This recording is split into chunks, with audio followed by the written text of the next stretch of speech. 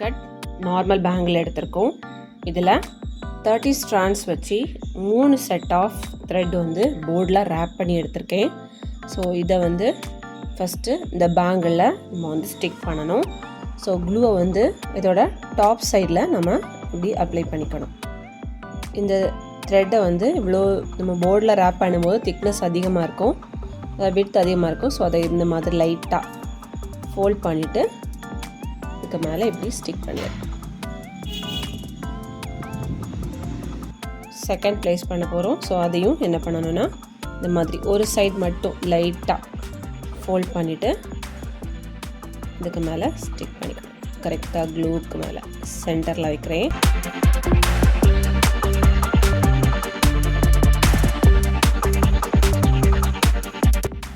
இதில் வந்து ஒரு செட்டில் வந்து நான் 30 ஸ்ட்ராண்ட்ஸ் எடுத்திருக்கேன். ஓகேவா?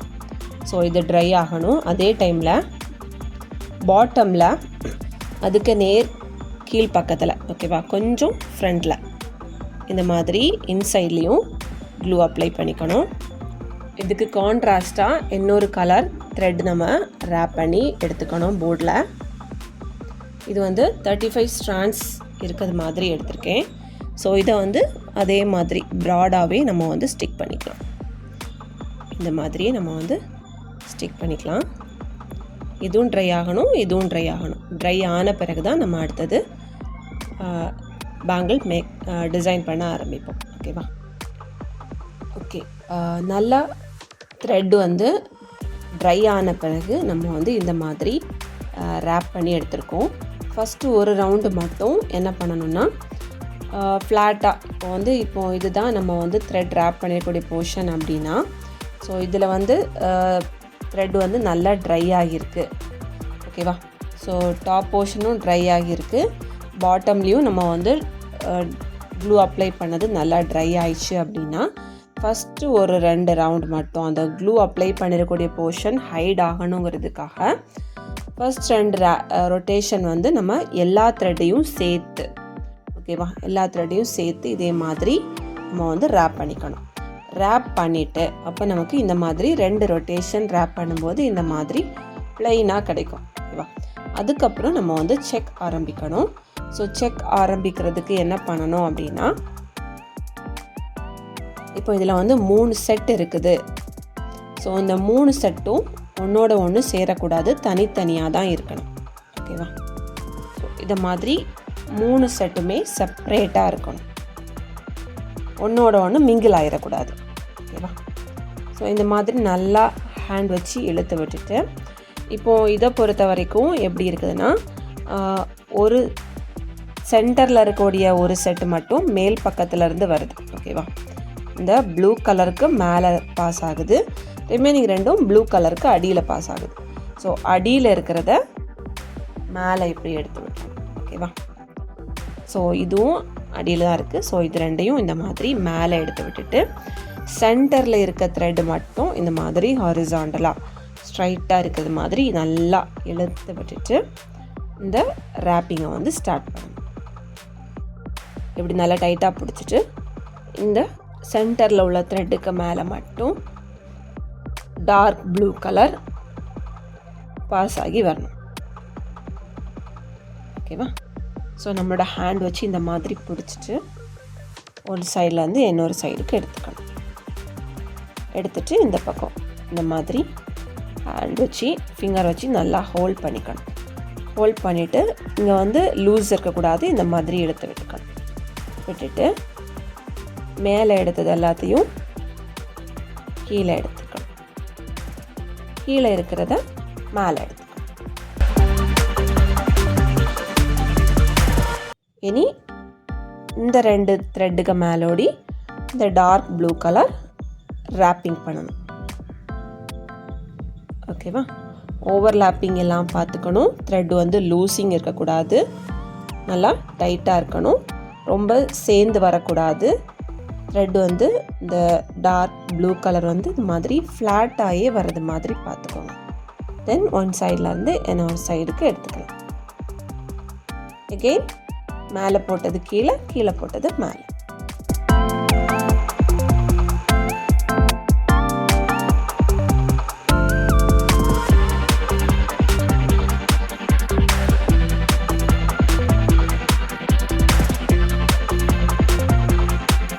சென்டரில் இருக்கிறத நம்ம மேலே எடுத்துக்கணும்.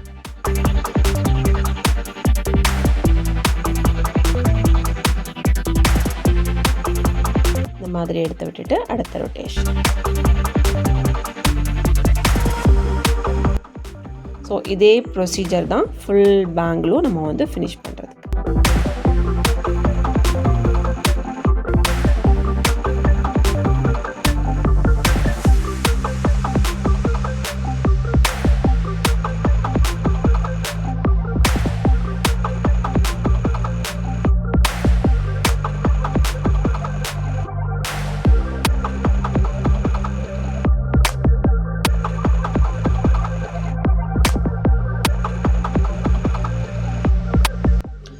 இப்போ பாருங்கள், நம்ம வந்து ஃபினிஷ் பண்ண போகிறோம். ஸோ ஃபினிஷ் பண்ணும்போது இன்னும் ஒரு ரேப்பிங்க்கு மட்டும்தான் எனக்கு ஸ்பேஸ் இருக்குது.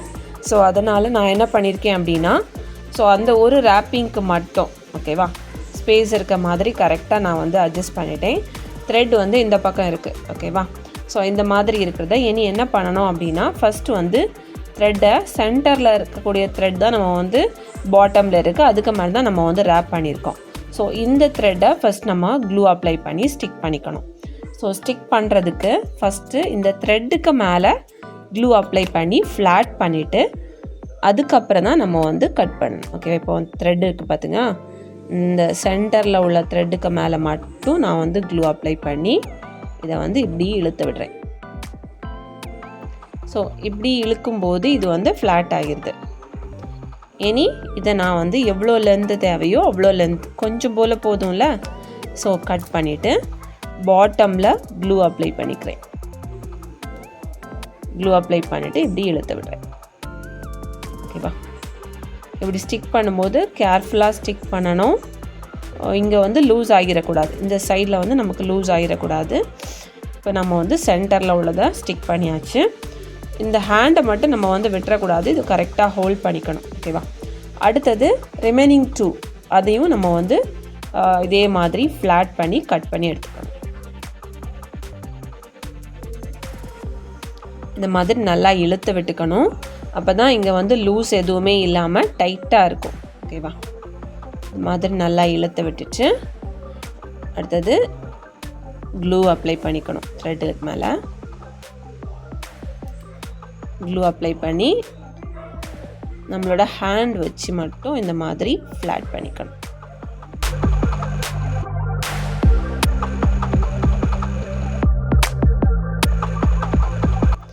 இனி லென்த் பார்த்து கட் பண்ணிக்கணும்.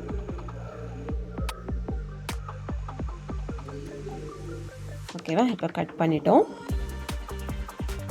இனி இந்த பேங்கிளுக்கு மேலே க்ளூ வச்சுட்டு ரெண்டு பக்கமும் பேங்கிளுக்கு மேலே க்ளூ வச்சுட்டு இதை இப்படியே ரேப் பண்ணிட்டோம்னா அது பேங்கிளில் ஸ்டிக் ஆகிரும்.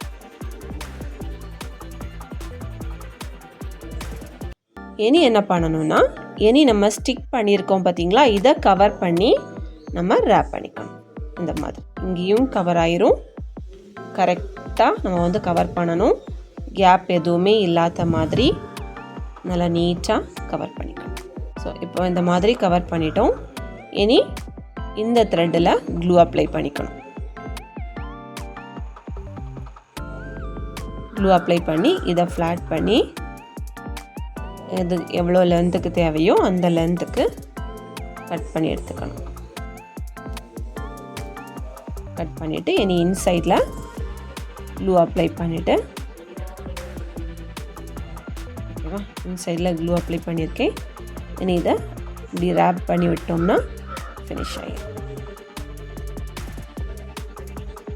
இனி இந்த பிளேஸில் இப்படி ப்ளைனாக இருக்க வேண்டாம், ஏதாச்சும் டிசைன் இருக்கலாம் அப்படின்னு நீங்கள் நினச்சிங்கன்னா இந்த இடத்துல நீங்கள் வந்து டிசைன் பண்ணிக்கலாம். ஓகேவா.